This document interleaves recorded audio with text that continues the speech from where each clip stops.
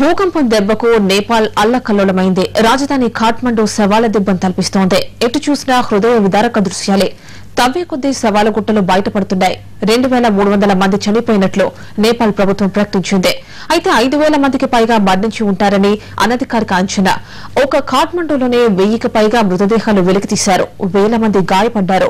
ఇటు నేపాల్లో అప్పుడప్పుడు ప్రకంపనలు సంభవిస్తున్నాయి. ఉదయం నుంచి 3 సార్లు భూమి కంపించింది. దీంతో జనం భయంతో పరుగులు తీశారు. ఇప్పటికీ మొబైల్ సేవలు అందుబాటులోకి రాలేదు. దీంతో తమ వారి యోగక్షేమాలు తెలియక జనం ఆందోళనతో ఉన్నారు. విద్యుత్ సరఫరా పూర్తిగా నిలిచిపోయింది. భూకంపం సృష్టించిన విధ్వంసం నుంచి కోలుకుంటున్న నేపాల్ కు భారత్ ఆపన్న హస్తం అందించింది.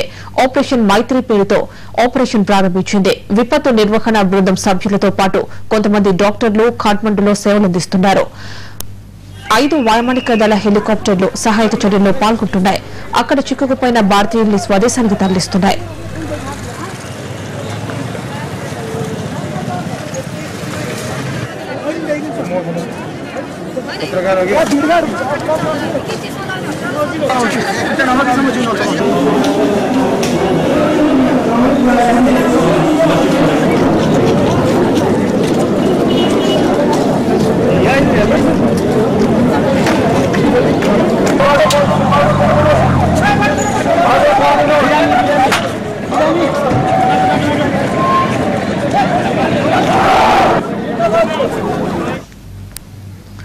నేపాల్లో చిక్కుకున్న భారతీయులను కాపాడేందుకు భారత విదేశాంగ శాఖ ఏర్పాట్లను ముమ్మరం చేసింది. ఇందులో భాగంగా 550 మంది భారతీయులను 3 ప్రత్యేక విమానాల్లో ఢిల్లీకి తీసుకొచ్చారు. వీళ్లలో తెలుగు వాళ్లు 54 మంది ఉన్నట్లు తెలుస్తోంది. వాళ్లలో 34 మంది తెలంగాణకు, 19 మంది ఆంధ్రప్రదేశ్ కు చెందిన వారిగా గుర్తించారు. తెలంగాణ వారిలో 35 మంది కూడా హైదరాబాద్ నగరానికి చెందిన వాళ్లే. నగరంలోని హయత్ నగర్ 11 మంది చెందగా మల్కాజ్గిరి ప్రాంతానికి చెందిన 24 మంది అందులో ఉన్నారు. వీళ్లను స్వస్థలాలకు పంపించేందుకు ఏర్పాట్లు చేస్తున్నారు ఏపీ భవన్ అధికారులు. మరోవైపు నేపాల్ కు సహాయం అందించేందుకు సహాయక సిబ్బంది సామాగ్రి, ఆహార పదార్థాలను బాధితులకు తీసుకొచ్చిన ప్రత్యేక విమానాల్లో పంపనున్నారు అధికారులు. పరిగెత్తి నేపాల్లో మొత్తం జనాలు మొత్తం రోడ్డు మీదనే ఆగిపోయిందండి. కానీ మాకు చాలా ఇబ్బంది అయిపోయింది రావడానికి. అదే అన్నమాట.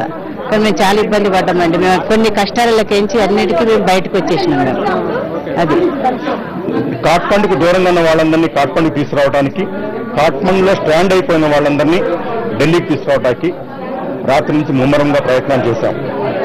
అందులో భాగంగా రమారమి 55 మంది ఇప్పటికీ ఢిల్లీ చేరుకోగలిగారు. ఇప్పుడు 10 గంటల నుంచి ఇండియన్ ఎయిర్ ఫోర్స్ వాళ్ళు, ఎయిర్ ఇండియా వాళ్ళు, స్పైస్ జెట్ వాళ్ళు, వీళ్ళు ముగ్గురు కూడాను ఫ్లైట్స్ ఆపరేట్ చేయబోతున్నారు. ఈరోజు ఆల్మోస్ట్ 2000 మందిని ఎవాక్యుయేట్ చేయడానికి ప్లానింగ్ జరిగింది.